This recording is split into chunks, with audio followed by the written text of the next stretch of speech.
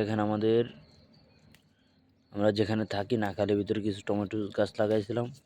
মাশাআল্লাহ, আল্লাহর রহমত অনেক টমেটো ধরেছে ইনশাআল্লাহ, অনেক টমেটো। মাশাআল্লাহ, আলহামদুলিল্লাহ, অনেক টমেটো ধরেছে। এক একটি গাছে প্রচুর পরিমাণ টমেটো আছে। আমি এখন আপনাদের ছিঁড়ে দেখাবো কিছু টমেটো। আমি দেখেন আপনারা, এই যে আমাদের নাকালে আমাদের এক ভাই আছে, সে খুবই পরিশ্রম করে আজকের এই ফল। মাশাআল্লাহ, আমরা যখন প্রথম ফল বেরিয়েছে, যখন শীতকাল, তখন ঠান্ডা ছিল, ঠান্ডা মৌসুম, কিন্তু আমাদের এরকম ফল পাকতে পারেনি, মানে পচে যেত।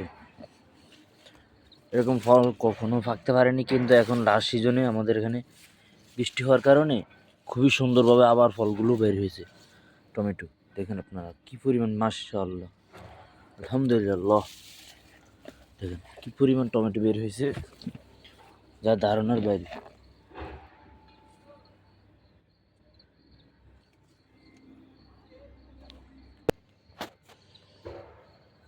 দেখেন এখানে কি পরিমাণ টমেটো বের হয়েছে। ইনশাআল্লাহ আরও ধরবে, ইনশাআল্লাহ আল্লাহ আরও দেবে ইনশাআল্লাহ। এই দেখেন, এই কি সুন্দর পাকছে টমেটোগুলো।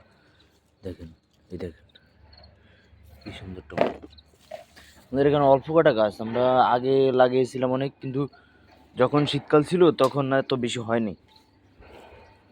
আসলে ওমানে এত গরম, যা ধারণা বাইরে। এই বছর আল্লাহর হুকুম মতো একটু বৃষ্টি হয়েছিল, লাস্ট সিজনে একটু বৃষ্টি হওয়ার কারণে এখন টমেটোগুলো এরকমভাবে ইনশাআল্লাহ আরও হওয়ার সম্ভাবনা আছে ইনশাআল্লাহ। আল্লাহ, মাশাআল্লাহ, মাশাআল্লাহ। দেখেন